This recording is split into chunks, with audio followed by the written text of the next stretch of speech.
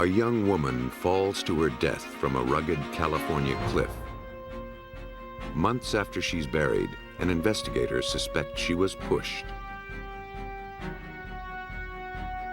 Researchers try to determine a woman's cause of death 3,000 years after she died. How can they perform an autopsy without destroying her fragile, mummified shell? To catch a murderer, detectives must prove that a few splinters of bone are the remains of a woman who disappeared 2 years earlier. Time doesn't heal all wounds, a fact that keeps relentless detectives on the trail of cold or forgotten cases. With cutting-edge technology, forensic experts are able to travel back in time, months, years, or millennia, to coax mysteries out of the grave.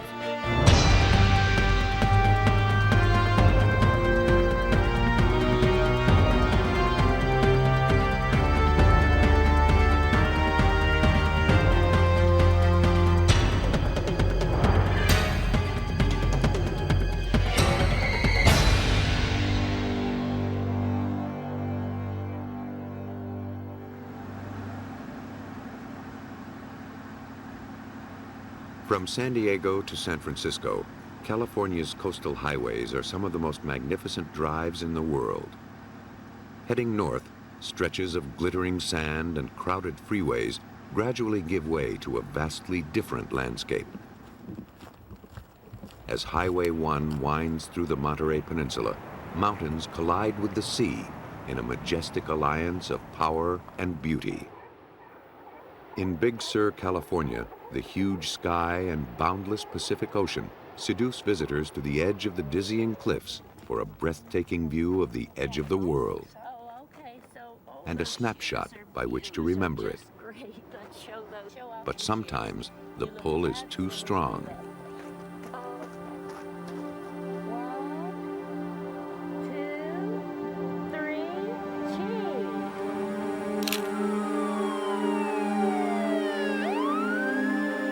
On April 2nd, 1987, the Monterey County Sheriff's Department received a phone call that something horrible had happened at the Seal Beach Overlook. The body of a 20-year-old woman named Dina Hubbard Wild was lying near the base of a 600-foot precipice. It was not the first time the search and rescue squad had been dispatched to collect the remains of a victim lured too close to the edge. A deputy from the sheriff's office questioned the middle-aged couple waiting at the scene. They were Virginia and B.J. McGinnis, tourists from San Diego. They told the officer that their young companion had tumbled over silently when they weren't looking. The rescue squad retrieved the lifeless body from the bottom of the cliff. After a cursory examination by the coroner, Dina Wild was returned to her hometown of Louisville, Kentucky, and buried. At the Second Presbyterian Church in Louisville, Dina Wild's freak accident was still on people's minds months after she'd been buried. When services ended one Sunday, Dina's mother, Bobby Roberts, approached a lawyer named Steve Keeney. She needed help collecting insurance money after her daughter's death. She wanted to collect burial insurance that she had as part of her benefits as a teacher, and the insurance company had told her no. We told her that sometimes a letter from a law firm cuts through the red tape. We'd give it a try.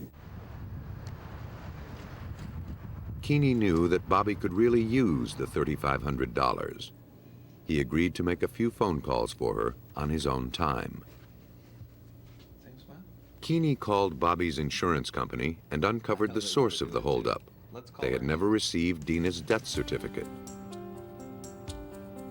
Keeney then called the Monterey coroner's office requesting a copy of the death certificate. But when the document arrived, it listed the cause of death as pending.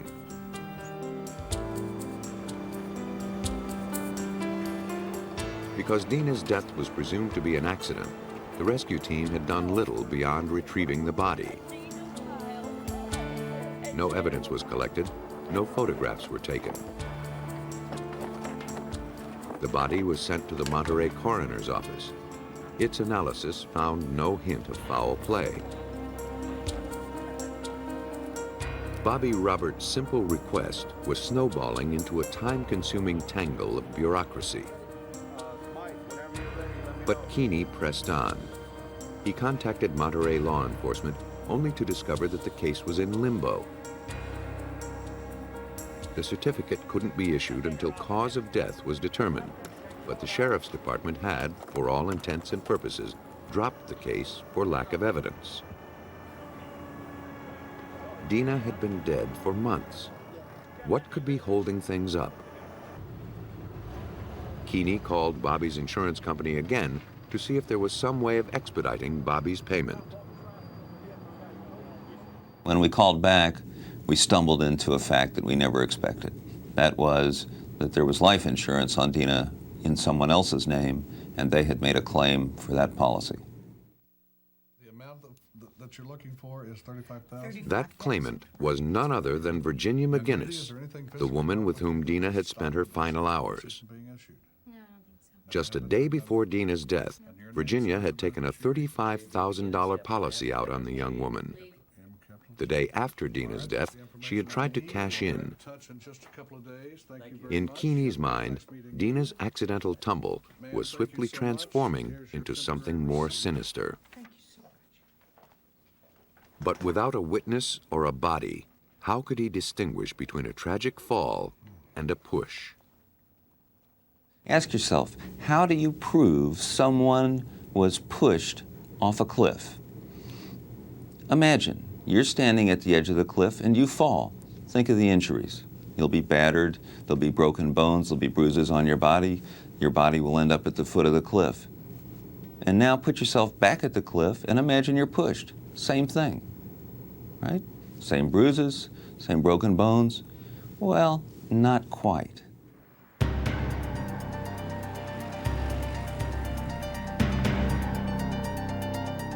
The suspicion that Dina may have been shoved over the edge was a chilling hypothesis, but it was still just speculation. To prove any wrongdoing, Keeney needed evidence. He went back to basics, trying to learn more about Dina's relationship with the older couple.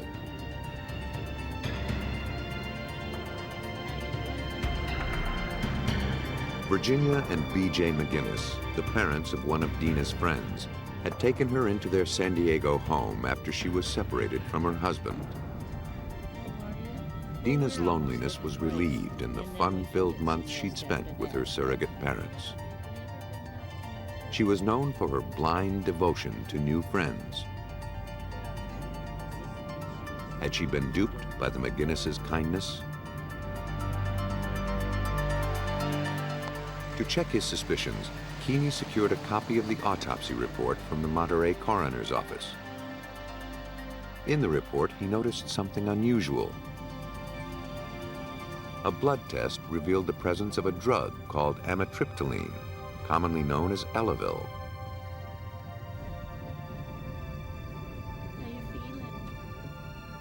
The antidepressant had never been prescribed to Dina. It had, however, been prescribed to Virginia's husband, B.J.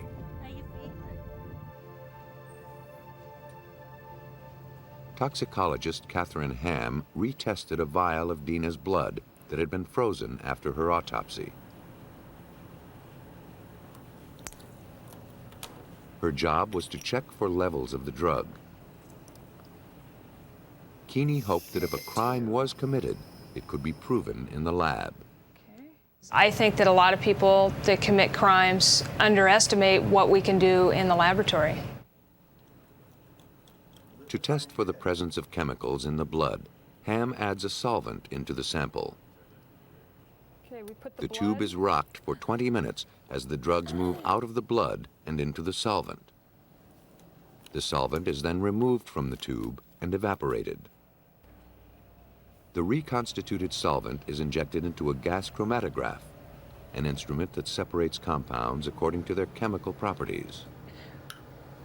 Ham compared the standard for the drug and the products of its breakdown with the chromatograph of Dina's blood. They matched. Having been frozen for so long, Dina's blood was degraded. Ham was unable to determine exactly when Dina had taken the drug, or exactly how much she'd taken. What she did know was that Dina Wild had Elavil in her system when she died. With its disorienting and unpleasant side effects, it was hardly the kind of medication that Dina might have popped for a quick buzz.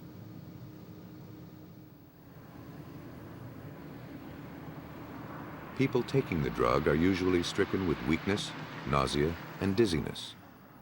These symptoms would be more pronounced in individuals who, like Dina, didn't take the medication on a regular basis. As he learned about Elavil's effects, Keeney realized that he needed to revise his image of Dina's last moments of life. If she'd been as queasy and unsteady as Ham suggested, she most likely would have slid down the mountain, not plunged. Though no crime scene photos had been taken, the period of time before the fall was well documented. Virginia had sent Dina's mother the roll of snapshots from the day of the accident as a gesture of condolence. Could these posed snapshots tell Keeney about the cause of Dina's death? At first glance, the 15 chronological pictures told the story of an average sightseeing junket. Dina seemed comfortable and happy as she posed for the camera. But as Keeney studied the pictures more carefully, he suspected that he was witnessing a murder plot. The photograph of Virginia and B.J. McGinnis walking away from the car was taken by Dina Wild, and it is a signature photo. It's at the cliff where she would die a few minutes later. It's when the Elavil has kicked in and she knows something's wrong. She's leaving a note to the rest of us that will survive her. It's like an assault victim who takes their own blood and writes the name of their assailant. She's pointing the finger.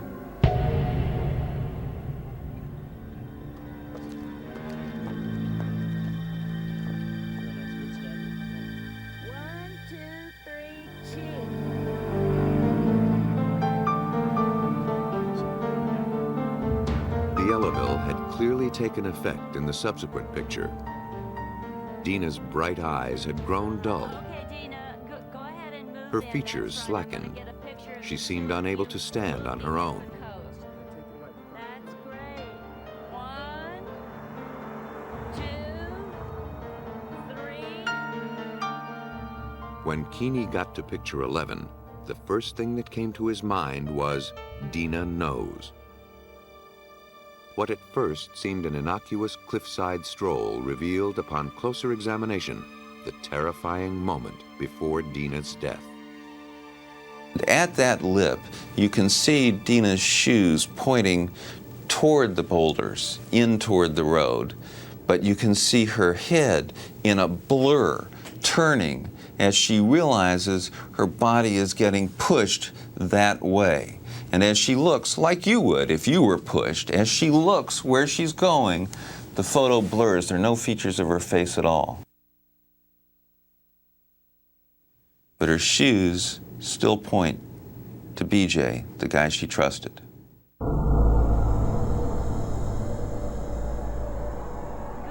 Moments later, she would be dead.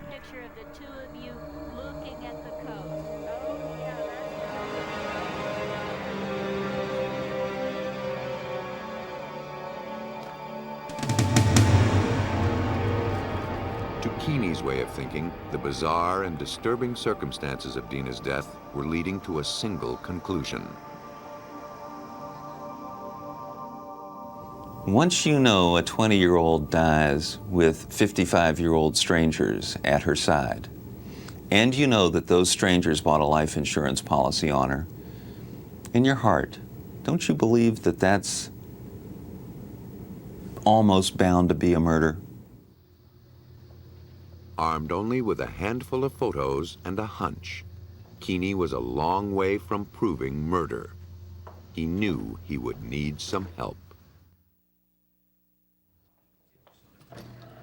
In Louisville, Kentucky, Steve Keeney revisited Dina Wild's autopsy report, looking for a shred of evidence to support his murder hypothesis. The Monterey coroner had determined the cause of Dina's death to be a skull fracture. He surmised that she lost her footing because of her high-heeled shoes. In his opinion, there was nothing suspicious about the circumstances of the so-called accident. Keeney wasn't so sure. He wondered if there was anything in the coroner's slim findings that suggested otherwise.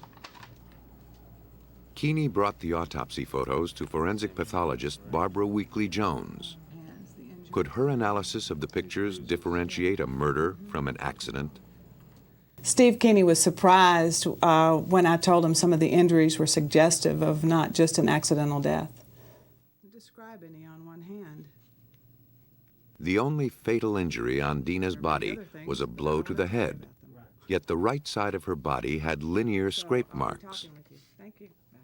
To Weekly Jones, those lacerations suggested a limp slide, not a head-first plummet. Dina's bruised hands provided the most telling physical evidence.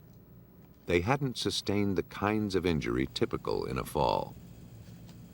Her acrylic nails were snapped off, ragged, and embedded with granite, suggesting she'd clawed at the edge of the cliff, trying to save her life. Or perhaps she'd fought before she plunged to her death. In addition to the torn nails, both hands were marred by a very suspicious wound pattern. But they had huge hematomas, black and blues, on the tops around her knuckles. Those you get when somebody steps on your hand, if you're holding the edge of a cliff. Keeney wondered if Dina's broken skull was the result or the cause of her terrible fall. The top of the cliff sloped gently for the first few yards. If Dina had been trying to save herself, she no doubt would have grabbed at a rock or a tree root. But her palms showed no injuries, no signs of clutching at anything. And look, she had fingernails. It looks like artificial fingernails. Weekly Jones's findings substantiated Keeney's theory of an intentional push and a limp slide. No, I don't think so. But that's not proof of homicide. So what else do you do? Well, the old phrase is, circumstances don't lie, people do. There you go. Keeney needed to take a close look at the suspects, Virginia and B.J. McGinnis. Yeah. Well, they come up Had and this down pleasant, from middle-aged Mexico, couple from really October plotted to to do away with Dina? February. Were they truly capable of pushing their young friend off a 600-foot cliff? Yeah, they spawn. That's what they do. That's As a he good probed word the for it. backgrounds of his prime Spawning. suspects, Keeney uncovered a trail of death and deception. Virginia's rap sheet was a lot bloodier than Keeney had anticipated. Though the former nurse could affect a saccharine persona, her past suggested a cold, psychopathic profile that included compulsive lying, arson, and cruelty to animals. In addition to the accidental deaths of her daughter and second husband, Virginia's parents and several of her patients had died of unknown causes while in her charge. She frequently benefited from their life insurance policies. Keeney compiled this information into a lengthy report. It wasn't enough evidence to arrest Virginia and B.J. McGinnis, but it was enough to get the case reopened in California. Because the McGinnises had purchased Dina's insurance policy in San Diego, the district attorney's office in that jurisdiction became involved.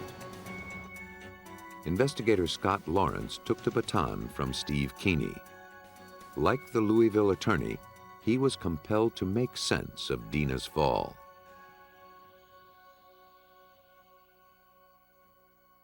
But Dina's case didn't have the benefit of much physical evidence.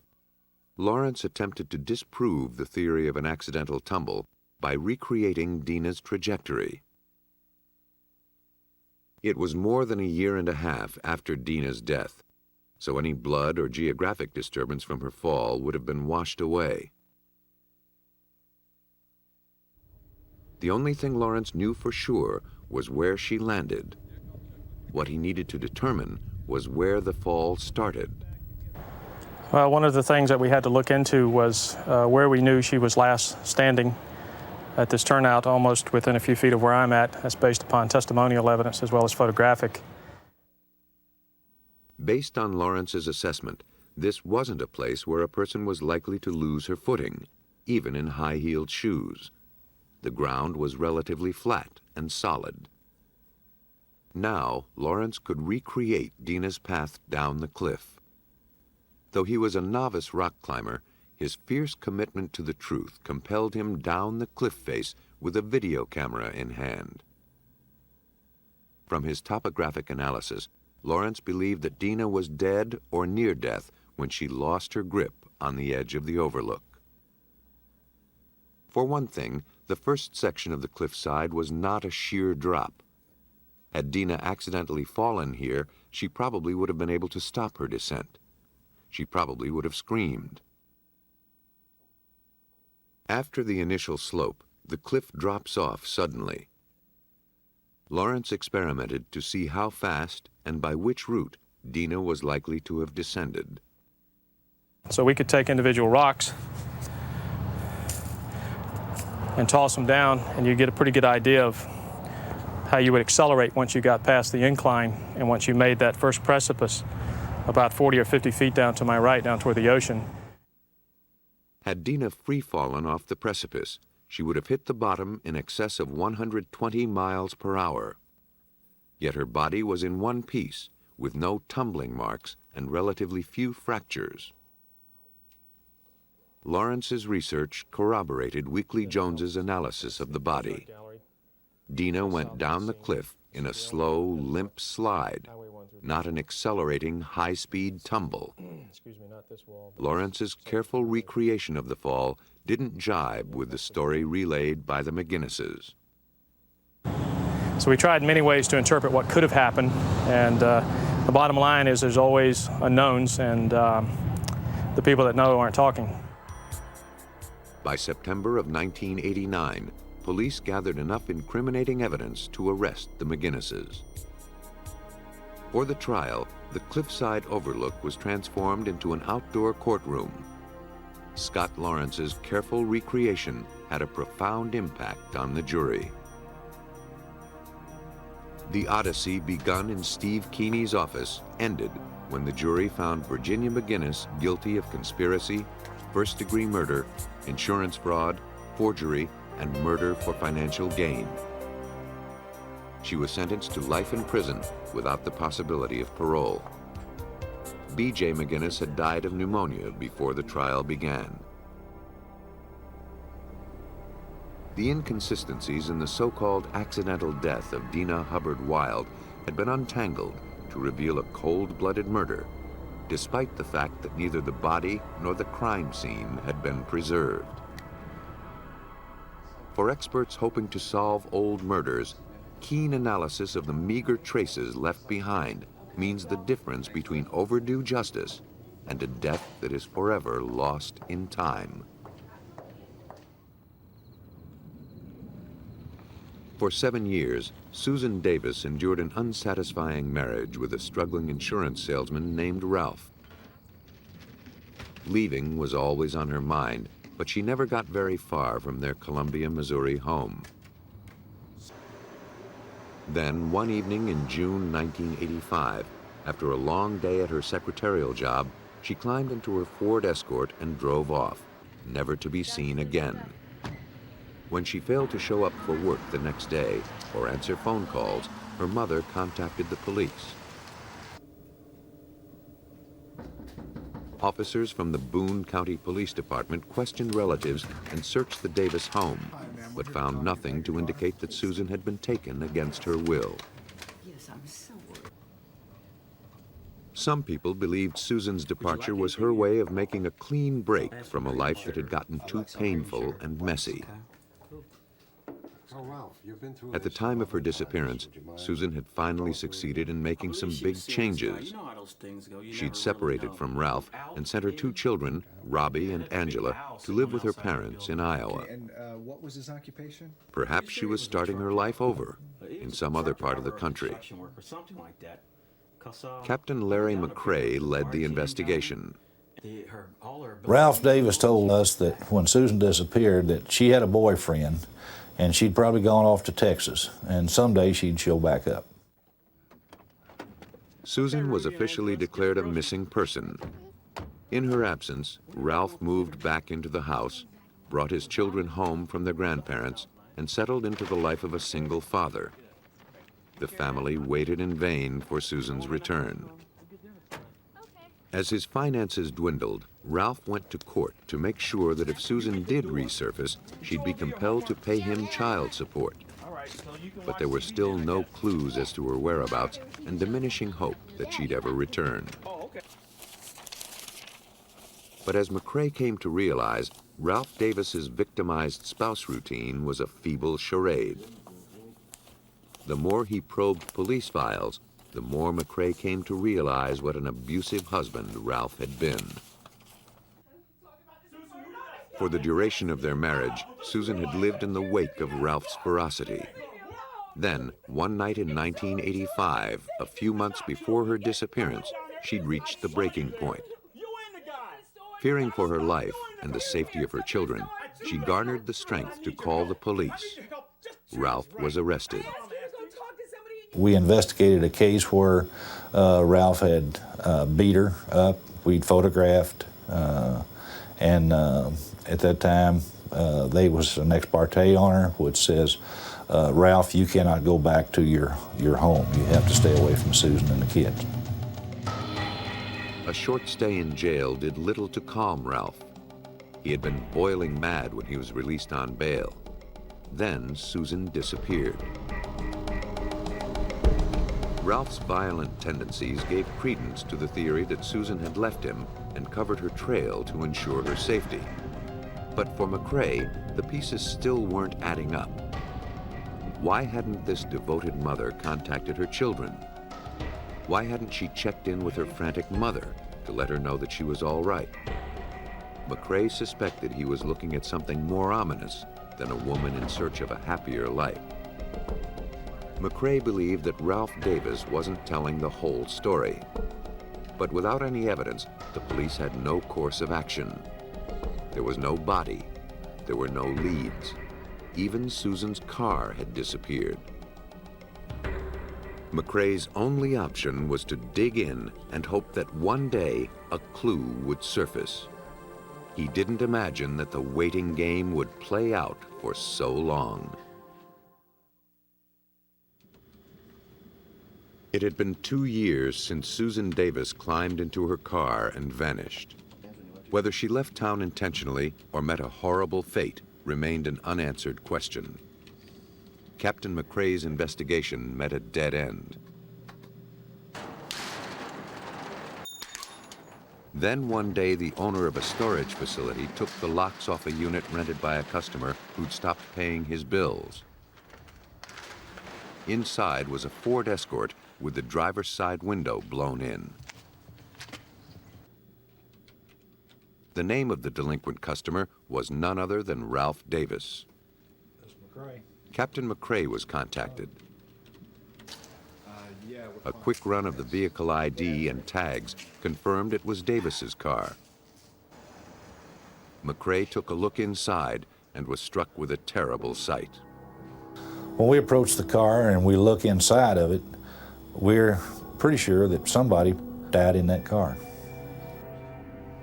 Blood and tissue spattered the dashboard, seats, and visors. Glass shards mingled with spent bullet shells on the car floor. 2 feeble air fresheners added a grim irony to the grisly scene. After 2 years of sitting on his hands, McCrae could finally move in on his prime suspect, Ralph Davis.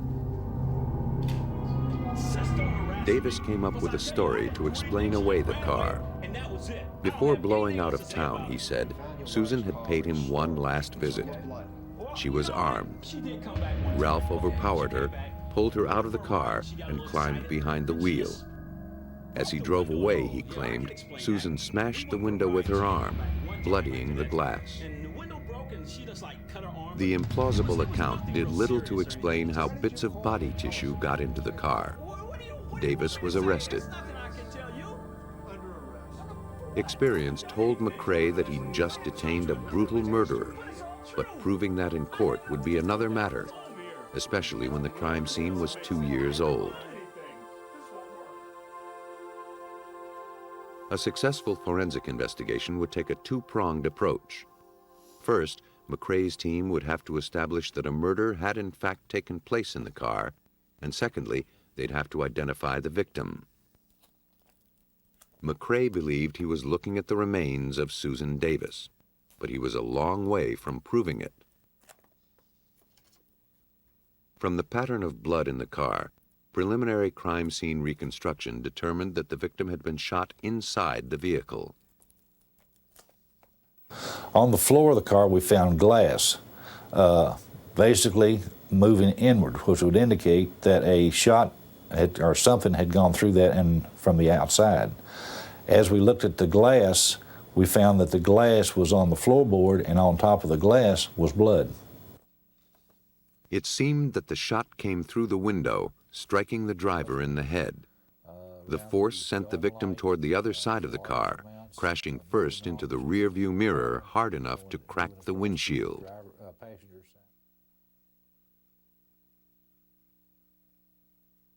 From the amount of blood and brain tissue found in the car, the medical examiner determined that someone had died here.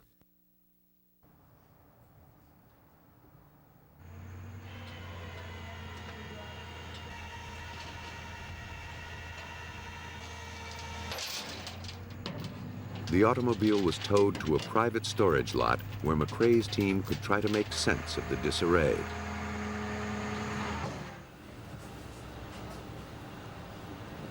Because they didn't know what was evidence, they erred on the side of caution and collected everything. Do you see, is there something back over, see back over?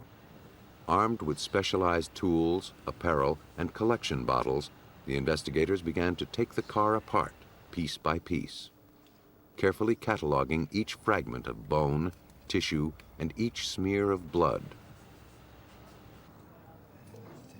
Bullets were dislodged from the interior of the car. They matched shotgun shells found in Ralph Davis's home. A vacuum with sterile filters was used to collect the tiniest pieces of evidence. Like high-tech car vandals, the team stripped the escort down to the bare bones, bagging everything from the steering wheel to the carpeting for further analysis.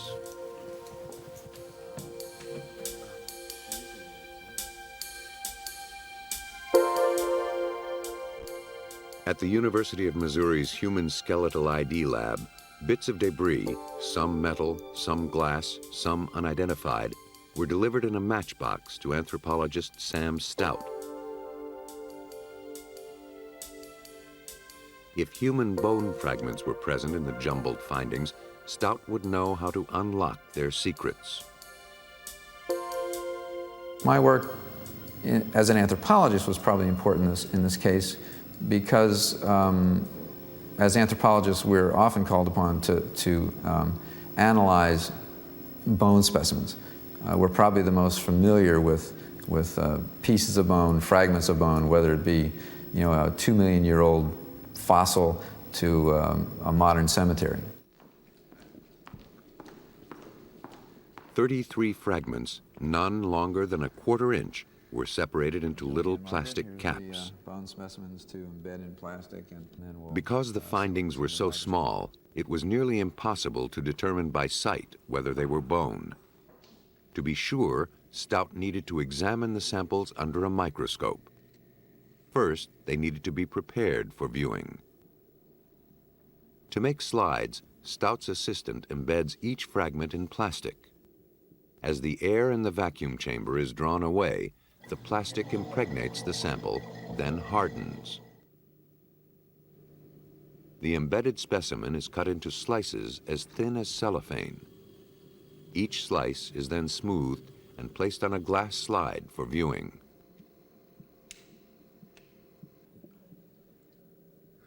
Microscopic analysis of the cross-sections told Stout that he was, in fact, looking at human bone.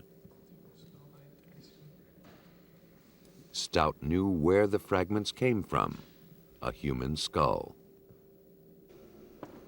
Dr. Stout had determined that the meager scrapings from the floor of Susan Davis's car were in fact human facial bones. Now he wanted to see if there was anything unique about the bone fragments that could tie them to Susan Davis and her death. Stout noticed that there were some smudges on the bone fragments. He sent them to the geology department at the University of Missouri lab. A scanning electron microscope revealed that traces of lead had been embedded in the bone. The presence of antimony indicated that gunpowder was involved as well. This victim had been shot. The close scrutiny of these fragments was turning the cloudy details into a vivid portrait of murder. But how could Stout link the bone to Susan Davis? Stout noticed an odd characteristic. Beyond the lead smudges was another lighter discoloration in the bone. In Stout's experience, that pattern indicated that the victim had been taking tetracycline. To test for the antibiotic, he exposed the bone to fluorescent light. If the drug were present, the bone would glow. We saw the actual fluorescing of tetracycline, and upon seeing that, I suggested that they examine the records to see if Susan Davis had a prescription for tetracycline. Dr. Stout estimated that the victim had been taking the drug for at least 3 months before death.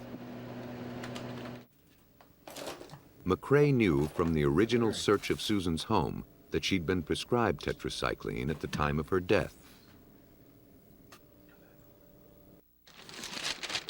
Stout had shown that the remains in the car were from the face of a person who was taking tetracycline. But McCrae needed irrefutable proof that this was Susan Davis. Without it, Ralph Davis would likely go free. The missing link was, whose body was it? We all felt that it was Susan, but that's not evidence that you can take to court. No murderer in the state of Missouri had ever been convicted without a body, so McCrae had a double burden. Before he could prove that Ralph Davis was a killer, he'd have to prove that Susan Davis was the victim. The finishing touches of the investigation would have to be drawn in blood.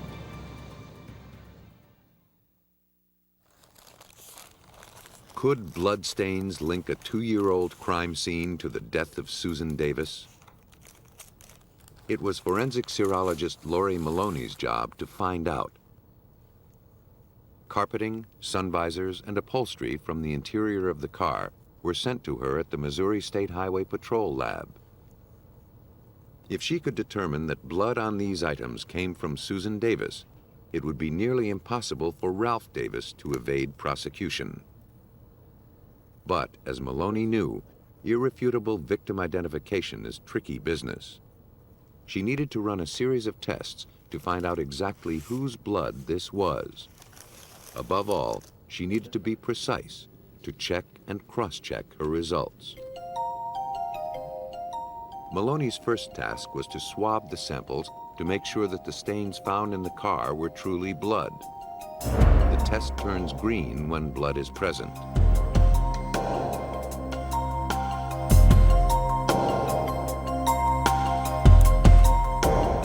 Maloney then needed to confirm that the blood was human. She added human antibody to the samples. When human blood and human antibody come in contact, they react, forming a thin white line.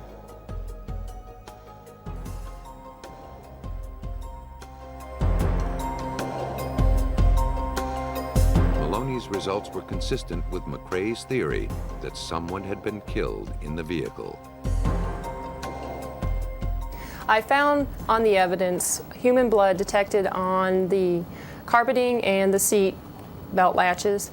Also, I found human protein on the sun visors. But how could she prove that the remains had come from Susan Davis? She had no samples of Susan's blood or tissue to compare them with. Paternity tests are commonly used to establish a man's parenthood by comparing his DNA with that of the child and its mother.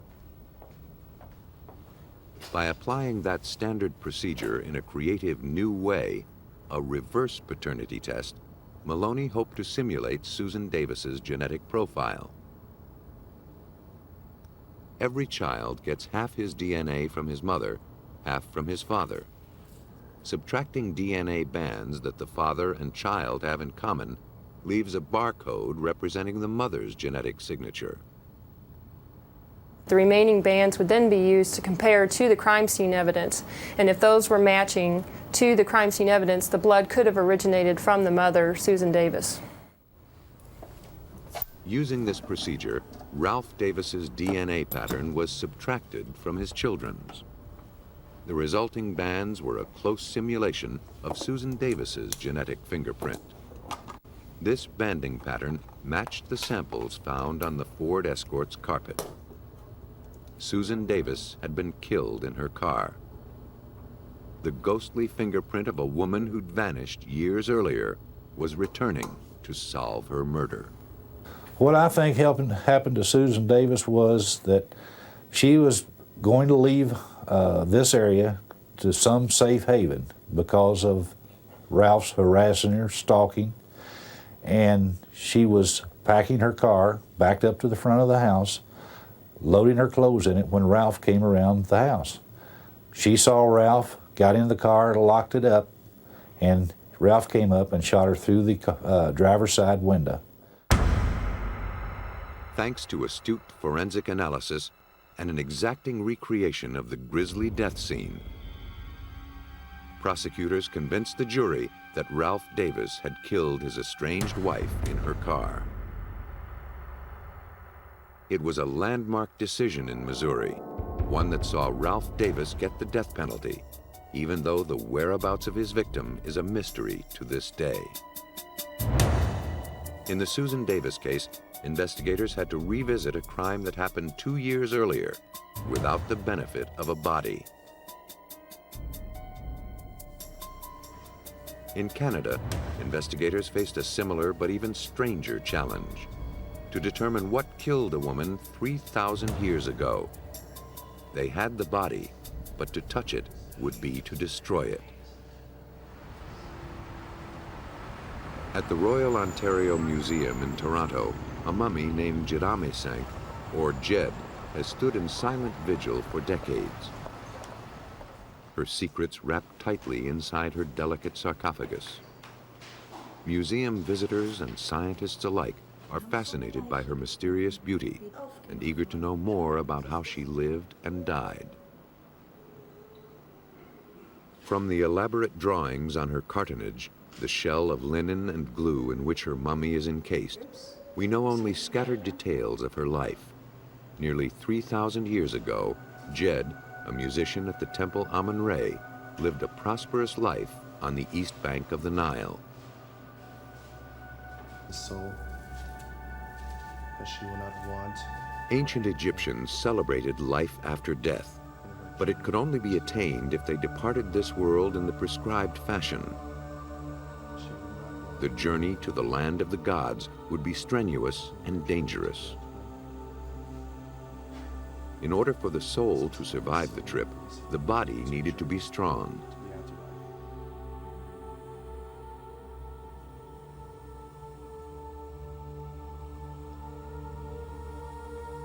Mummification was the answer. A marriage of science and religion, the mummification process followed a strictly detailed procedure that took approximately 10 weeks to complete.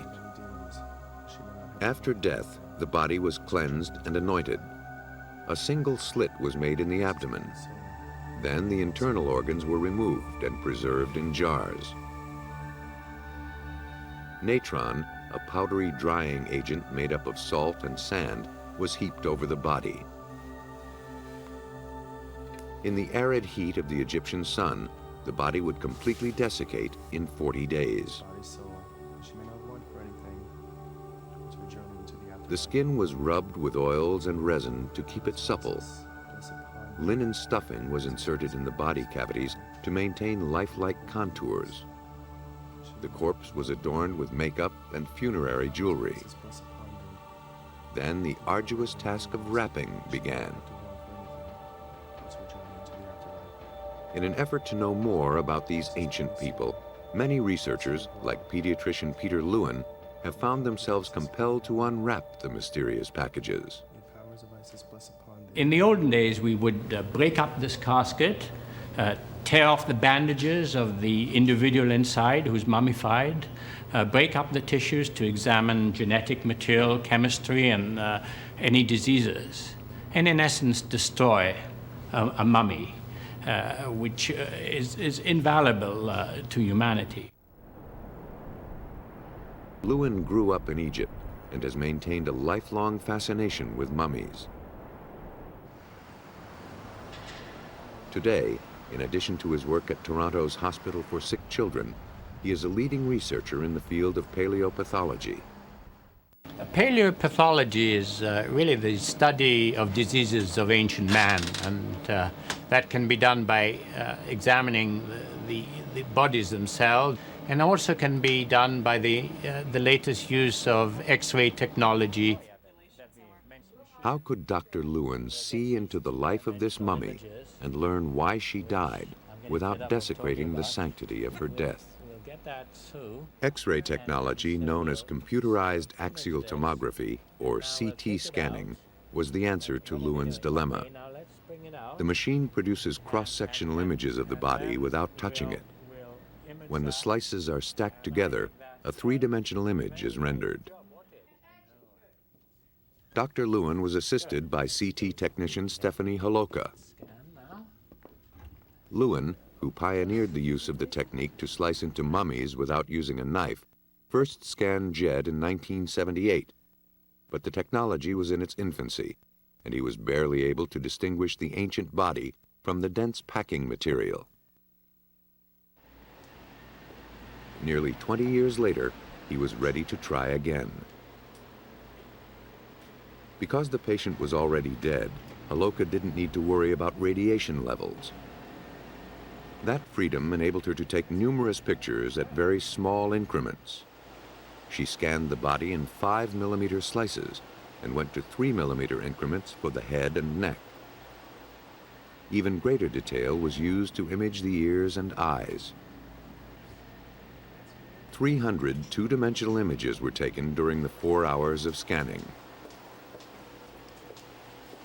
Glimpses of Jed came through in these X-rays, but it wouldn't be until they were stacked together that the ancient woman would truly come to life.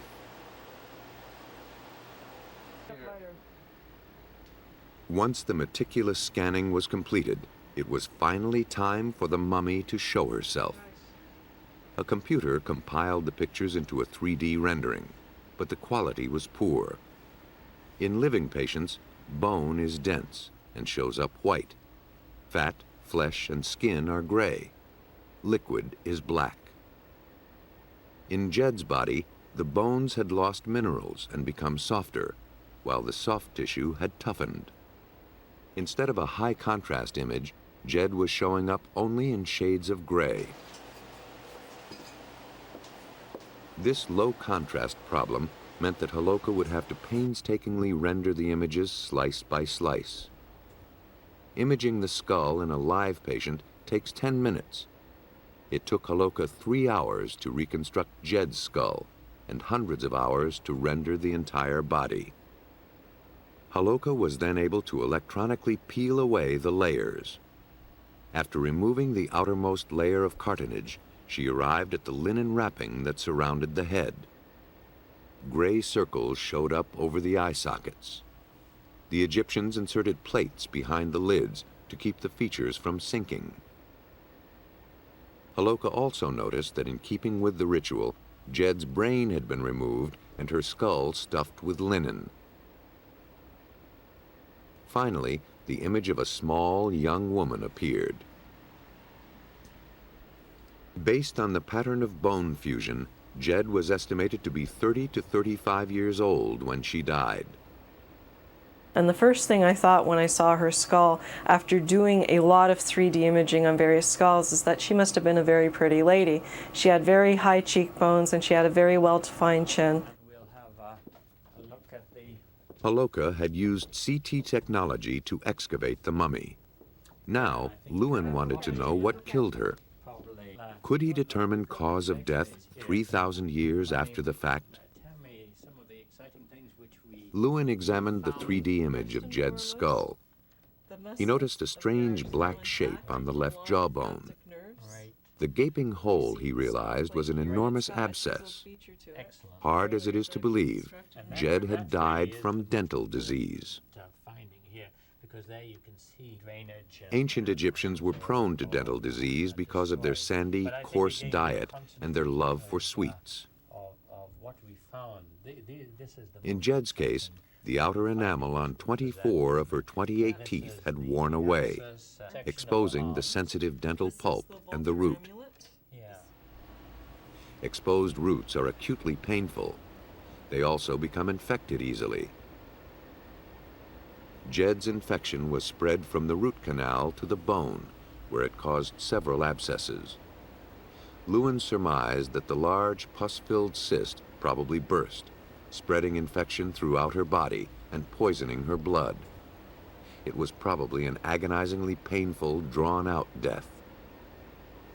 She probably died a very, very miserable death due to general infection, which originated from this basically dental abscess of her left upper jaw.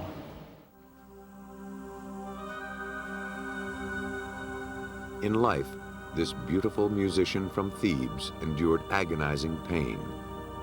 In death, thanks to the pioneering efforts of Dr. Lewin's team, she has finally achieved the kind of celebrated and dignified afterlife her culture held so dearly.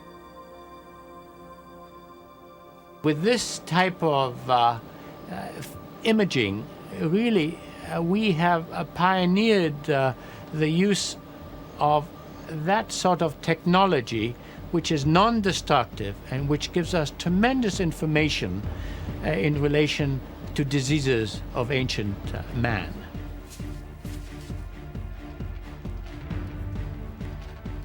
Because Jedame had been so carefully preserved, time didn't stand in the way of science.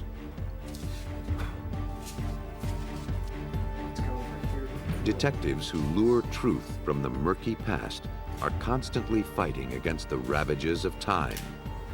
Today, science is their greatest ally in that battle. Armed with the latest techniques, forensics experts are winning the war against time, liberating lost and forgotten voices from beyond the grave.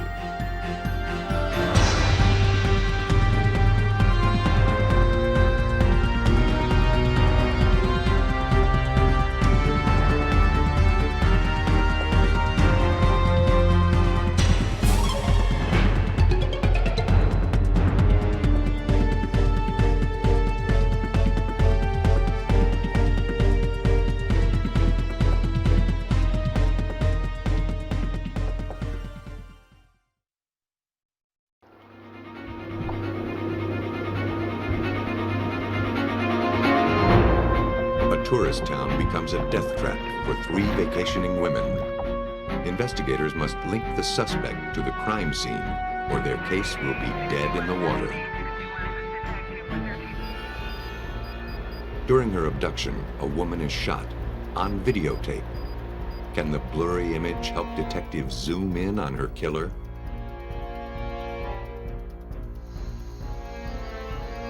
A murder case rests on 2 computer disks that have been cut to ribbons. Now, investigators must invent a way to assemble their evidence bit by bit. Every phone call can be followed. Every transaction leaves a trace. Most of us never give it a second thought. But when a crime occurs, technology becomes an electronic witness.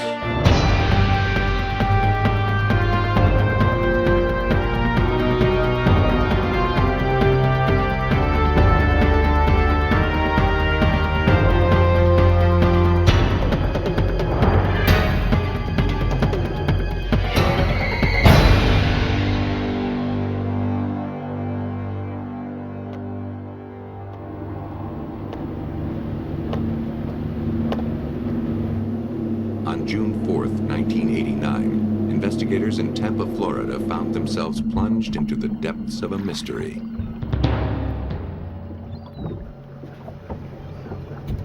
At 9:30 in the morning, boaters discovered a body floating in Tampa Bay. Its hands were tied behind its back.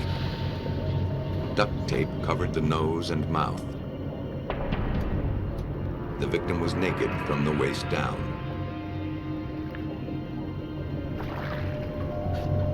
The Coast Guard arrived to recover the body. They cut it free of a weight that dangled below the surface.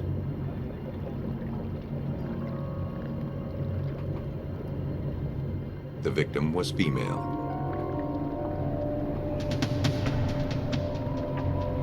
As they carried her to shore, another call came in. A second body had surfaced 7 miles away. Like the first, she was bound and apparently raped. She was also thrown in alive. It was clearly a victim of the same killer. St. Petersburg detective Cindra Cummings worked the case. This body, the second one, also had a yellow nylon rope tied around her neck. It was another female, nude from the waist down. The end of the rope around her neck was tied to a 2-cell cement block. Her feet were tied together. Her hands were tied at one point, but we believe she struggled and she was able to get her hands free in the water before she died. The killer hadn't finished. No sooner had the second body been recovered than a third victim surfaced 200 yards away, killed in the same manner. The triple homicide in the water sent out ripples of activity. Police boats scoured Tampa Bay for more victims. Divers descended to the bottom. But no more bodies were found. That was the good news. The bad news was that the killer left no immediate clues. He was still out there, somewhere. Whoever killed these women had to be some kind of a monster. The autopsy revealed the 3 women had been dead between 2 and 3 days, giving their killer ample time to flee. Each died from lack of oxygen, either from the tape across their noses and mouths, the rope around their necks, or by drowning. The horror of the crime was compounded by the anonymity of the victims. In a tourist spot like Tampa, people come and go every day. The victims could have come from anywhere. The case was heavily publicized, hoping that someone who knew the victims would come forward. Hundreds of leads poured in. 60 detectives were assigned to follow up. Not one lead panned out. Meanwhile, 1,100 miles away in Van Wert County, Ohio, a dairy farmer named Hal Rogers grew anxious.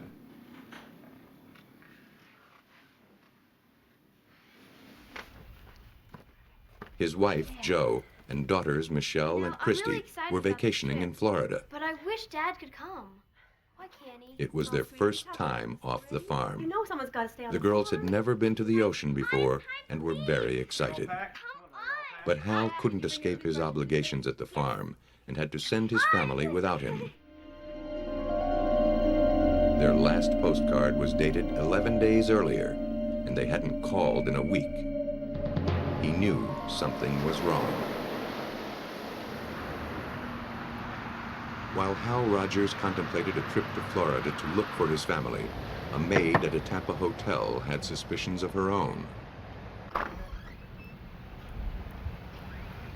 For 7 days, she returned to the same room to clean it, but found that the occupants hadn't slept in the beds or even opened a bar of soap.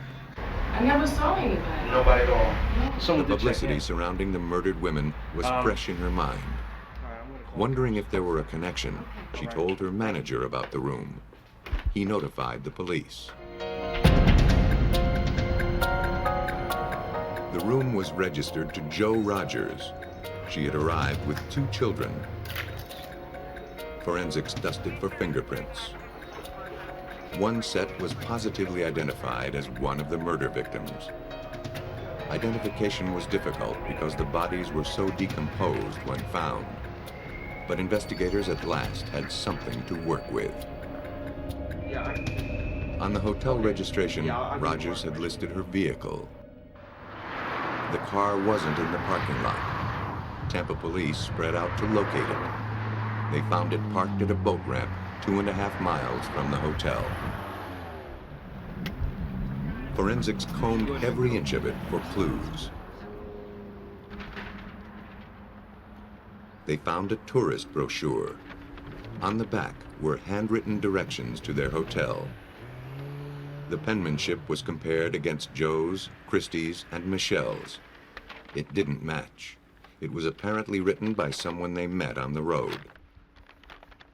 To investigators, this meant only that they became lost and asked someone for directions. It was hardly a lead.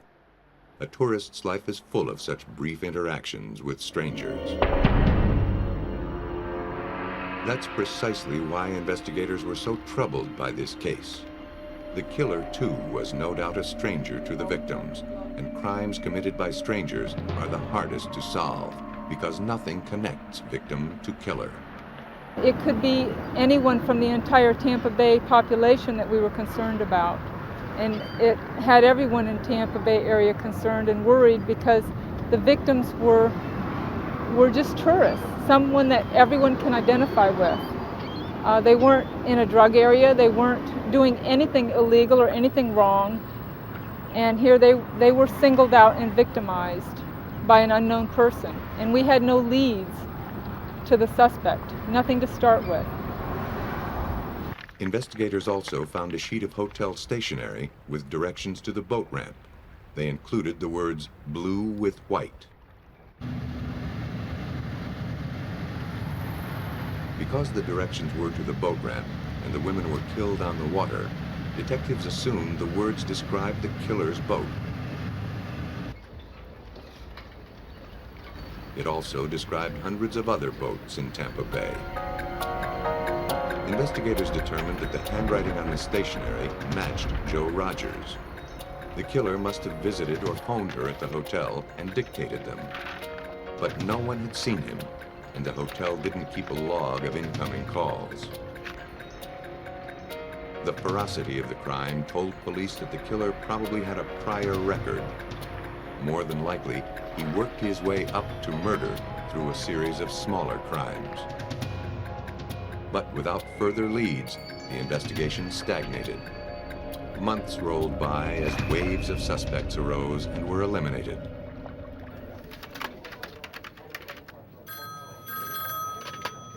In October, 4 months after the murders, investigators received a bulletin about a rape that occurred on a boat at Madeira Beach, 2 weeks before the Rogers were killed.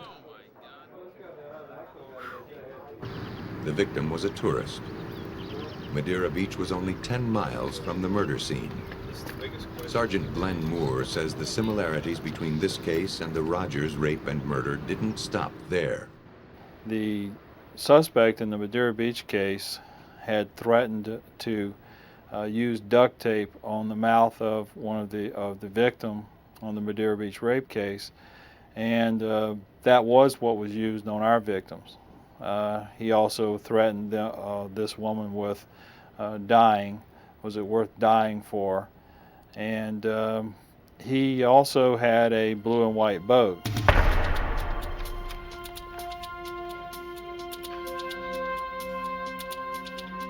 The victim gave police a description of the rapist.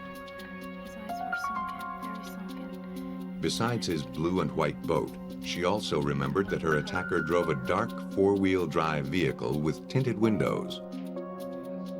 A composite of her attacker's face was published in the papers.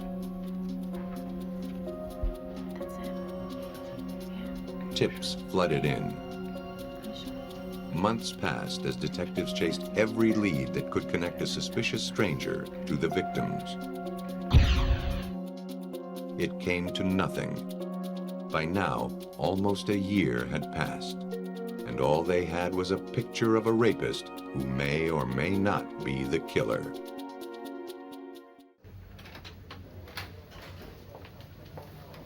Without any promising leads in the Tampa Bay triple homicide, Sergeant Glenn Moore reviewed the evidence collected so far. He had a composite sketch with no ID and a brochure with directions to the hotel written in a stranger's hand. The brochure was taken to the Florida Department of Law Enforcement lab in Tampa and processed to reveal fingerprints.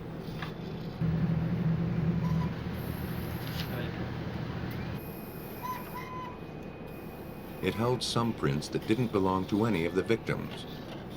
They were analyzed by latent print examiner Sam McMullen. There's what we call, or refer to sometimes as writer's palm, and that's when you're writing a document the way that your hand, the palm of your hand, falls on the document itself. A palm print is just as conclusive as a fingerprint in making an ID. Whoever left these prints wrote the directions on the brochure. Now detectives wondered if this same person possibly killed the Rogers. If this writer were the killer, his fingerprints were probably on file for prior offenses. Although palm prints become part of a repeat offender's record, they aren't usually cataloged in the computerized fingerprint system. Investigators had no way of doing an automated search. All they could do was manually compare the print against each new suspect that surfaced. More time slipped by without a match. The prints and the writing sample seemed useless. Moore wouldn't let the investigation die. The man who killed the Rogers was at large, and police were determined to find him. To flush him out, they held press conferences, posted billboards. And typically what happens is you put up a picture of the victims and you say, does anybody know anything about this case?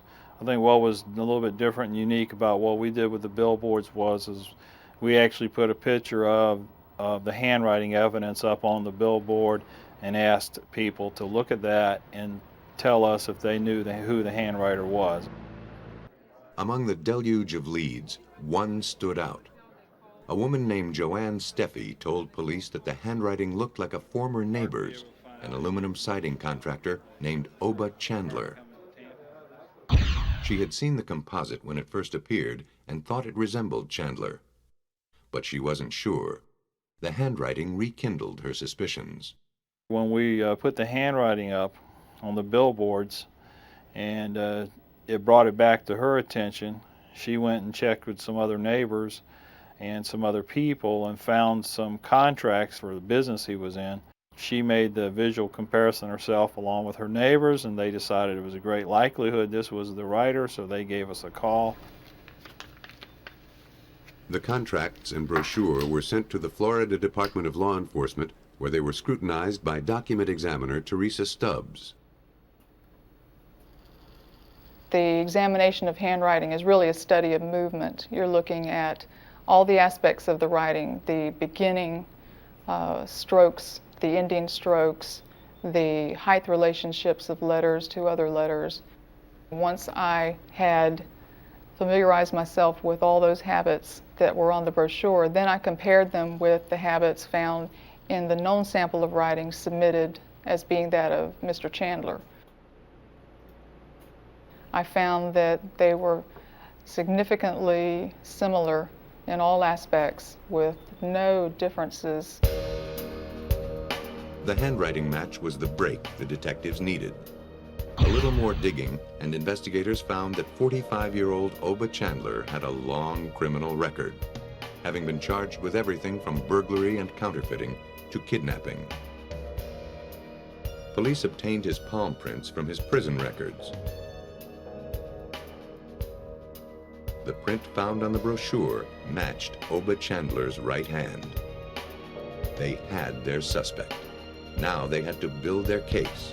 And how are you? Detectives arranged a photo lineup with the Madeira Beach rape victim, asking if she could identify the man who attacked her.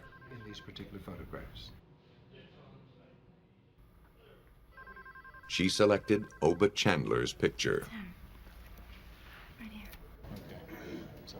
More confident than ever that Chandler was the murderer, Sergeant Moore kept him under surveillance to see if he would tip his hand. He didn't. And they didn't have enough to arrest him. To prove he killed the Rogers, they had to place him at the scene of the crime. The waters of Tampa Bay held no clues, but maybe the answer was in the air. Detectives sought his phone records to see if they could trace his whereabouts. Chandler's phone records showed that on the night of the murders, June 1st, 1989, 5 calls were made between 1:30 and 5 a.m. The prefixes showed that these calls were shipped to shore, made collect to his home. They were extremely important. They put Oba Chandler on his boat the night of the killings, the night that the women were murdered and thrown into the bay. We could prove that Oba Chandler was on his boat. At his trial, Chandler said he'd been fishing on the bay that night when his engine failed. He told the jury that his fuel line broke, and by the time he fixed it with duct tape, he'd lost all his gas. He was stranded until a passing boat rescued him the next morning. But the jury didn't buy his fish story.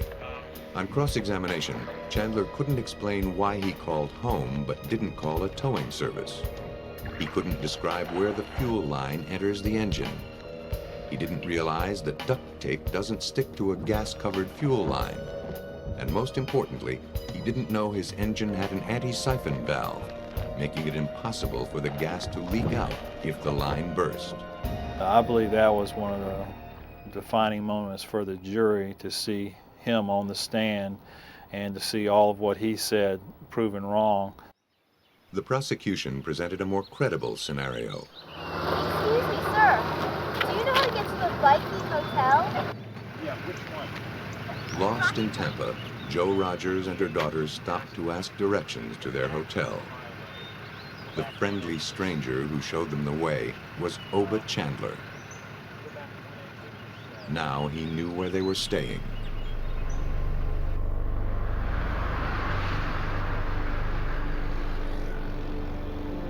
He may have called them shortly after they checked in, inviting them to watch the setting sun from aboard his boat. Jo jotted down the directions, and off they went. There was no time to unpack.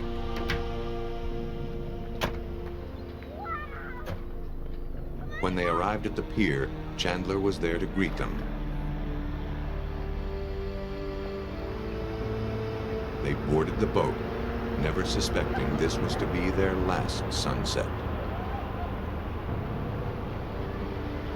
For his crimes, Oba Chandler was sentenced to death. Oba Chandler didn't care who he killed. Most murderers are more selective. The road to their conviction begins with a motive.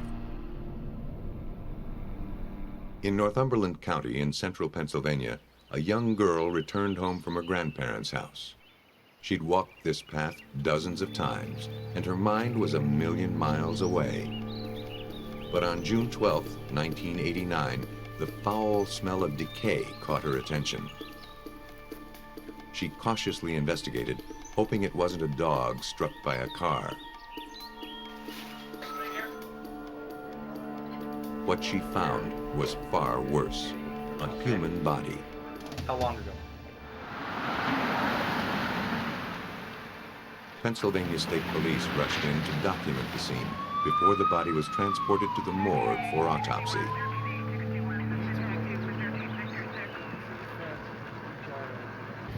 Every homicide investigation begins with 3 questions. Who's the victim? When did the murder take place? And who did it? District Attorney Robert Sakavage, now a district judge, searched for answers. We could not get a quick identification. We had to use scientific techniques. We had to get a forensic odontologist to examine the teeth and so forth for that purpose. Also, we were interested in finding what the time of death was. The warm weather had taken its toll. There wasn't much left to collect. All that the police could tell was that the victim was female. She didn't easily surrender information about her death. Her clothing provided the first clue. County Coroner Richard Ulrich analyzed the remains. The clothing was removed, and upon being removed was displayed and was examined further, and at this point in time it was felt that she suffered repeated stab wounds to the back through the clothing, which indicated blunt force sharp injury. Next, the insect life colonizing the body was examined. The life cycles of flies and beetles can be used to estimate the time of death. The longer a body sits, the more generations of insects it nourishes. It was determined that the victim was killed between 19 and 25 days earlier. The dental records identified the victim as Lori Ocker, who had disappeared 19 days before, on May 24th. Lori Ocker and her son had moved back in with her parents after separating from her husband. She was last seen leaving home at 3:30 for her job at a pet store in the mall. By 4 o'clock, she hadn't arrived at work.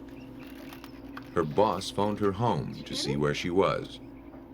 She left for work Her mother was a concerned. half hour ago. She should have been there already. Thinking her car may have broken down, her parents retraced her route. They saw no sign of her until they arrived at the mall. Her car was parked near the entrance, but no trace of Lori was found until her body was recovered 19 days later. For almost 3 weeks, Lori Ocker was considered a missing person. But now her case was turned over to homicide, and attention shifted to finding her killer. Lori's mother told police that Lori had received threats from her estranged husband, Robert Ocker. The couple had been battling over custody of their son. Lori had been so afraid of Robert that she kept a shotgun under her bed for protection. He became the prime suspect. Shortly after Lori disappeared, police had questioned Robert Ocker. He told investigators that he'd been out running errands in his Plymouth Caravelle. He hadn't seen Lori. His parents, questioned later, agreed that he'd been out, but said he'd driven his mother's car, a 1984 Chevy Celebrity. At the time, the inconsistency meant nothing to investigators. Robert may have been lying because he wasn't covered on the Chevy's insurance. To prove Robert's involvement, they'd have to place him at the scene of the abduction. Police went to the mall to see if anyone had seen anything suspicious. They spoke to a teller at the bank next to the mall entrance. She suggested that perhaps the tape from the automatic teller machine held some clue, since it captured the portion of the parking lot where the victim parked her car. Well, I don't remember seeing it, but An ATM camera snaps still images onto videotape at preset intervals. The camera at the mall where Ocker disappeared took a picture every 10 seconds. Lori Ocker had been missing 5 days by the time investigators were able to obtain the tape. The image, fuzzy but undeniable, was Ocker's car. Next to it was a figure, assumed to be Ocker. It was the next image, taken 10 seconds later, that caught investigators' attention. The picture was not clear. The focus of the camera was on a person who was negotiating a transaction with the machine. Over his shoulder, deeper into the parking lot, was what we believe a scene of abduction. The image showed a car crossing the victim's path. She's leaning into the car. In the next frame, the car is driving away and Lori is gone. The car, though ghost-like, vaguely resembled the Chevy owned by Robert Auker's mother. Robert Auker was a suspect by virtue of the fact that he and Lori parted on such hostile terms. Lori feared for her life, but it appeared that Robert had managed to lure her into the car. At the time of this abduction, Robert Auker was exercising his first weekend of visitation, and he had in his custody the child. We absolutely have no statements to that effect, but circumstantially, we know that how devoted she was to that child. Is there any conceivable reason she would have gone into the car? Probably. If somebody would have told her that something was wrong with her child or she was needed, she might do it for that reason. Investigators faced two obstacles linking the car to the homicide. First, the image on the ATM was too blurry to conclusively prove it was the Chevrolet. And second, Robert Auker's father had sold the car 3 days after Lori Auker disappeared. It had changed hands 4 times in the month since Auker sold it. It was finally traced to its new owner 90 miles away.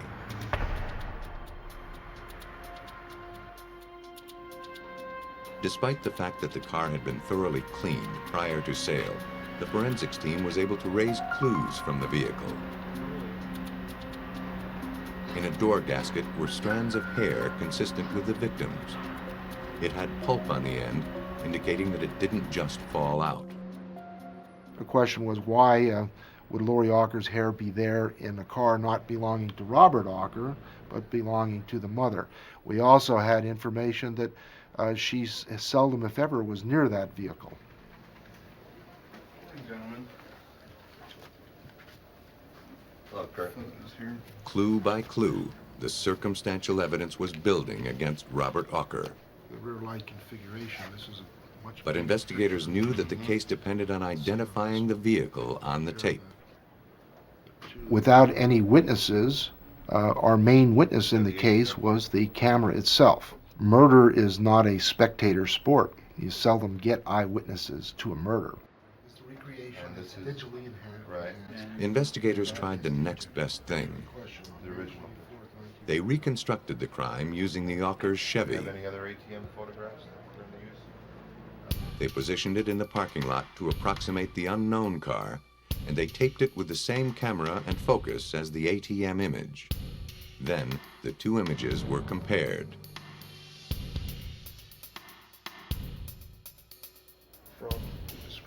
The results were encouraging, but inadequate to snuff reasonable doubt. The tape from the ATM wasn't enough. Investigators knew they needed to enhance the image, but in 1989, enhancement technology was in its infancy.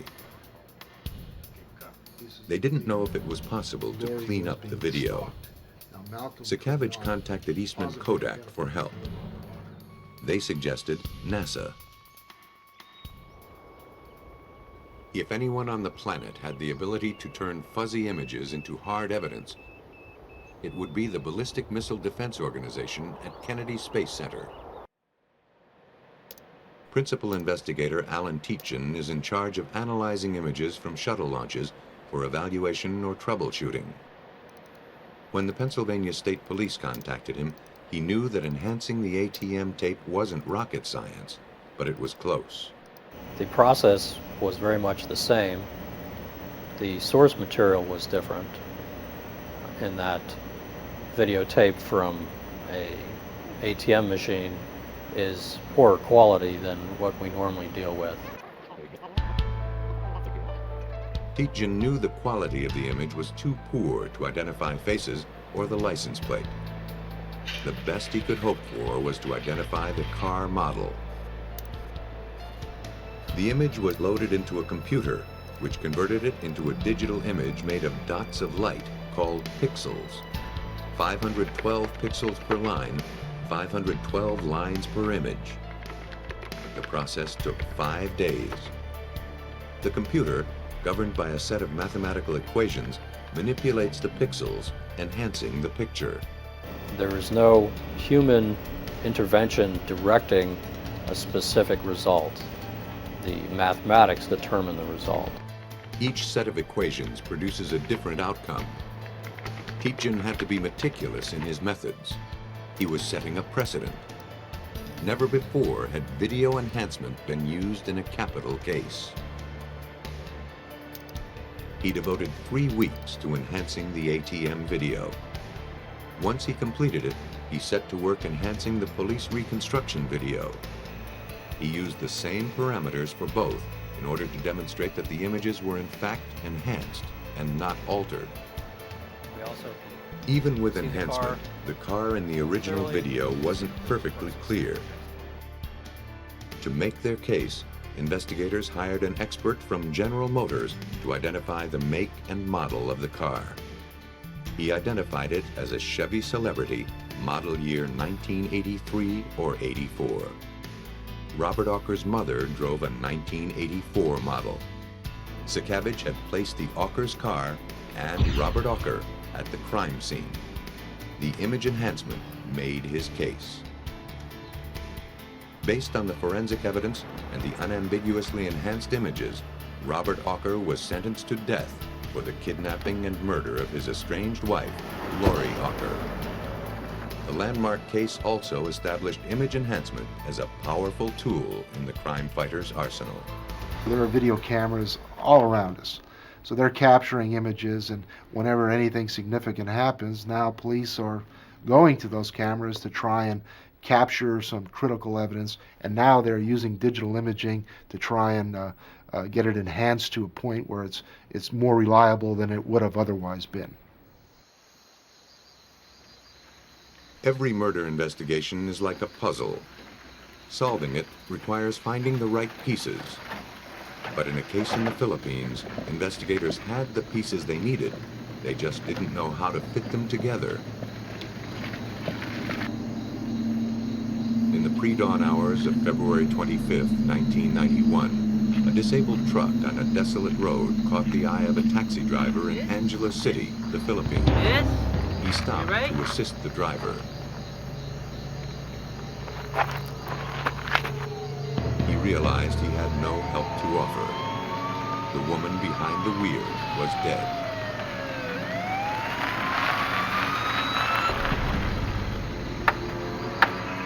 When police arrived, the key was still in the ignition. The driver was still strapped into her seat. She was an American. Officials at nearby Clark Air Base were notified. Calling Central, this is Chief Gindon. Pwedeng pakidala dito ng mga pulis para ma-check natin itong babae nito mukhang tiga Clark Air Base. Life on the base is tight-knit. The first investigator on the scene thought he recognized the truck and its driver, a Master Sergeant's wife named Julie Snodgrass. Tim Davis. Office of Special Investigations Regional Forensic Consultant Lieutenant Colonel Tim Davis was summoned. As we approached the truck, one of the agents came over and said, "Sir, I think it's Julie."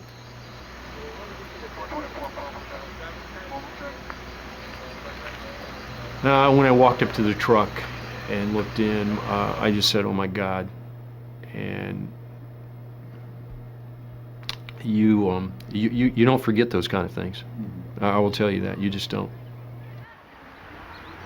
As an Air Force wife, Julie was a friendly face at picnics and parties, which she attended with her husband, Joe, and sometimes their 2 young children.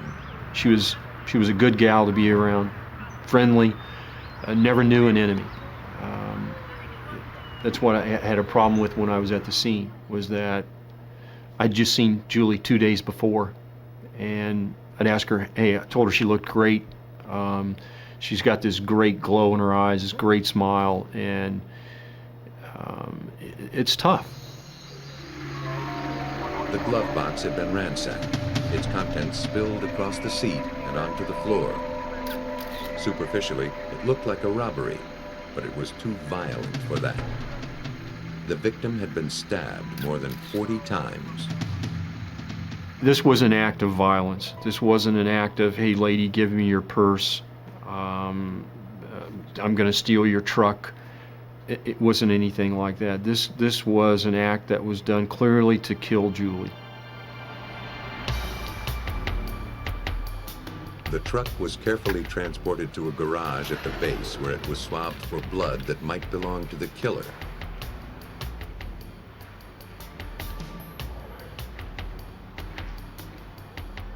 Hair and fibers were also collected.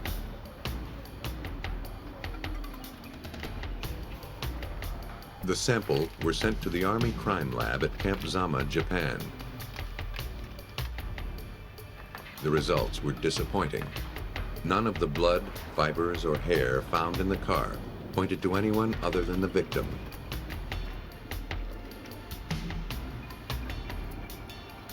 Investigators hoped that more significant clues were still to be found.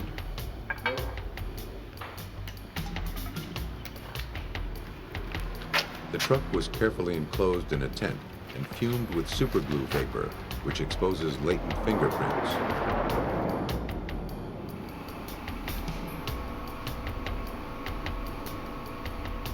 Some partial prints were lifted from the dashboard. They didn't belong to Julie or Joe Snodgrass, but the Philippines had no system to match fingerprints with known felons. It was another dead end. Besides the brutality of the crime, one question kept nagging at Davis. What was the victim doing in that part of town, especially at that hour? If Julie went somewhere, generally it was on base only. Very rarely did Julie ever go off base. The victim's husband, Joe Snodgrass, was questioned about the night of the murder. It was an awkward situation. Joe was in charge of managing all the evidence collected from crimes involving Air Force personnel in the Philippines. Because of his personal connection, the murder of his wife was one case he was not cataloging.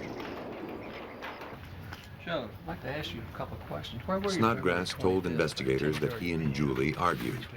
She stormed out. Well, that day I was out He called shopping with several my of her wife, friends to see if they'd seen or heard from we had her. a fight, and, He even pretty kept a much fought our log of remainder the of calls day, he'd so made. around 10:30 she just That level of attention to So I detail just came raised back to the suspicions.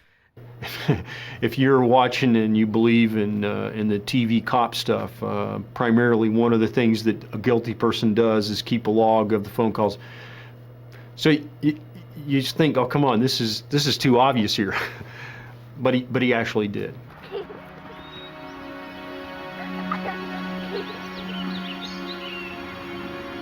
Joe and Julie Snodgrass had a history of domestic problems.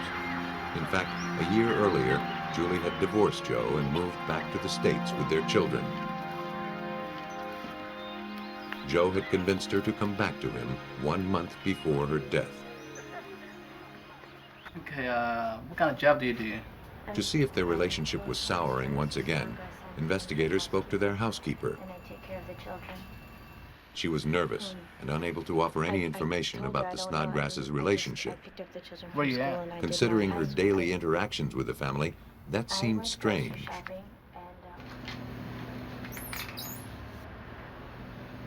Investigators had no evidence to justify their suspicions about Joe Snodgrass. Then, the housekeeper decided to come clean. So, Lucy, what did you do? Just as the investigation into the murder of Julie Snodgrass was hitting a wall, the timid young housekeeper broke the case open. What did you do with the letter? She admitted to having an affair with Joe Snodgrass. More than that, she told investigators that he had written her a letter asking her to hire her relatives to kill Julie Snodgrass. He asked me to find somebody to kill her, and he wanted me to find... She destroyed it. But her word was enough to get a warrant to search Joe's office. Did you get to find your relative? Investigators confiscated some handwritten letters and computer floppy disks from his office. Yeah. Keep looking back there. Okay. Then, as a matter of legal procedure, Snodgrass was called in to identify the items collected in order to establish ownership. Nothing? What's that? When presented with the floppy disks, Snodgrass suddenly lunged forward and pulled something out of his pocket.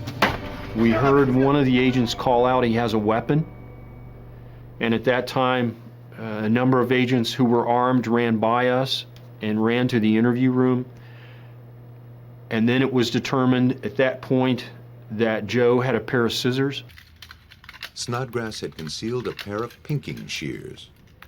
He had grabbed the disc all in basically one motion. This was like flash second stuff. And Joe began to cut the disc up into pieces. This is evidence. This is not supposed to happen, but it did. The disks obviously contained something incriminating. Could their data be salvaged? Davis wasn't hopeful. I mean, you've taken something that was intact and now it's in 20-some pieces, and in your mind, it's there in a sense becomes 23 more pieces of evidence. How do you deal with it? That was the question of the hour. No one had ever dealt with anything quite like it before.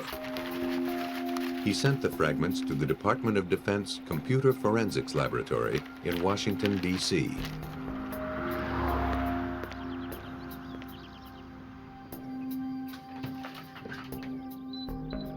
They became the responsibility of Special Agent Jim Christie of the Air Force Office of Special Investigations. From the time I got the initial phone call from the Philippines, we had all our computer crime investigators out trying to find someone who had a technique to recover the data, because no one had ever tried that before. You're gonna like this. Oh, that's beautiful. So it's just from the Philippines. Not only were the discs cut up, each piece was crumpled as well. Cool. No problem.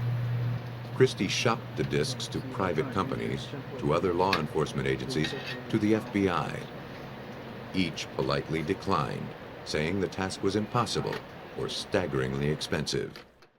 So when my deputy, Ed Cutchins, and we drove around the Beltway, picked up our discs, and we're driving back around the Beltway and coming back to the headquarters here, and Ed said, okay, you've let everybody else have a shot at this, you're going to let me have a shot. And I said, what are you going to do? He says, well, I'm going to scotch tape them back together. And I won't tell you what I told him at that point. They experimented with blank, formatted discs, cutting them, taping them back together, and slipping them into a drive to see if the data were still readable. The first attempt was disappointing. So we turned it on, and I watched my disk drive bounce across the table for about 10-15 seconds till the read-write heads ripped off. Before they tried again, investigators placed a second floppy underneath the taped floppy to cover up the seams. They saw their first glimmer of progress. The disk drive survived. But before they could apply the technique to the actual disk fragments, they had to flatten them out. Once again, brainstorming and intensive trial and error brought results. A soldering iron placed in a section of aluminum tubing provided the right amount of heat and pressure to flatten the fragile sheet. Once the segments were flattened, investigators had to try to read them. They knew they might only have one chance, so when putting the pieces together, they erred on the side of caution. We're afraid that if we put them all together, that if one piece ripped and caught the head, it might tear up the other evidence. So we decided to create host diskettes, what we called host diskettes for each piece. Each fragment was spliced onto its own separate host diskette and read individually. 23 fragments, 23 host diskettes. One chance to catch a killer.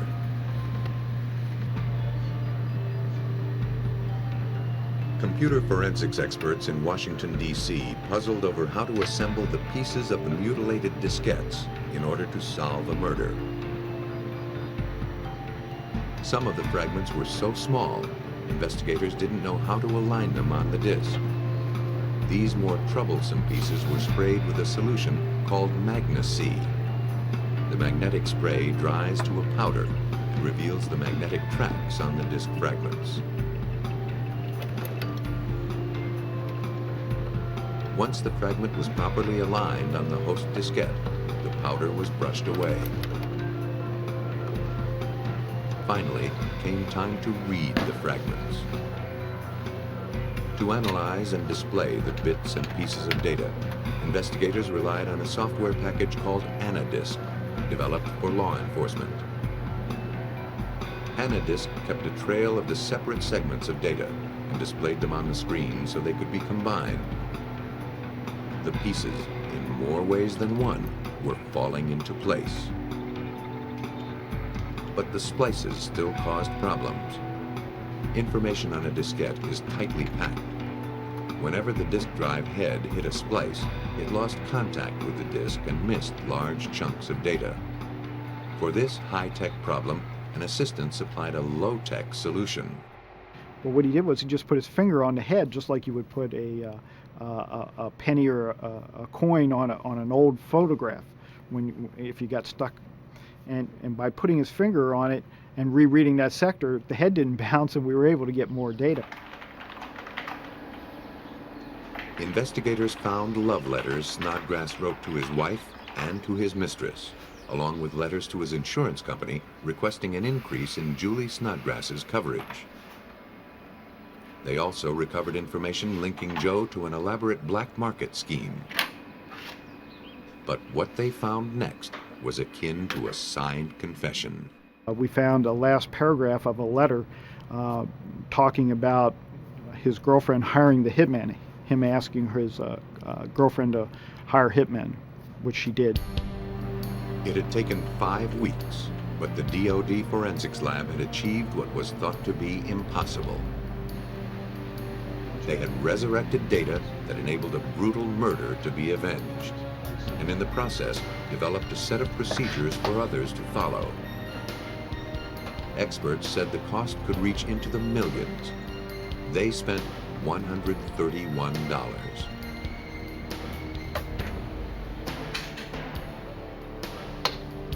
The information they gathered was sent back to Lieutenant Colonel Davis in the Philippines.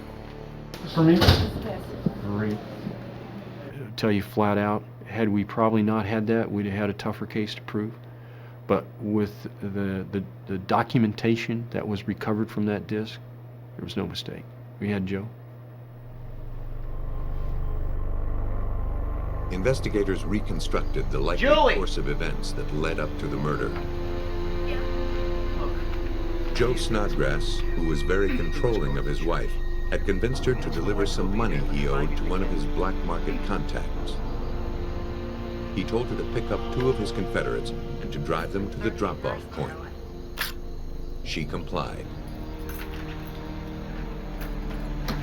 She didn't know that the men she picked up were the ones hired to murder her. They were the relatives of the Snodgrass's housekeeper. Trusting them, she drove to a secluded spot. Then they killed her. Felix, can you tell us what happened that night? I didn't, sorry, sir. They confessed to the crime and received 20 years. The housekeeper received probation. I'll do it this last time, but not anymore. And for masterminding the crime, Joe Snodgrass received life in prison. You never stop and think that you would end up investigating one of your own for murder or being involved in the conspiracy to commit murder. It never crosses your mind, not once. The technology that simplifies our lives has also made it harder for us to pass unnoticed. In almost everything we do, we leave behind an electronic trail as solid as footprints and as individual as our own face. When a crime occurs unseen by human eyes, investigators can invoke an electronic witness.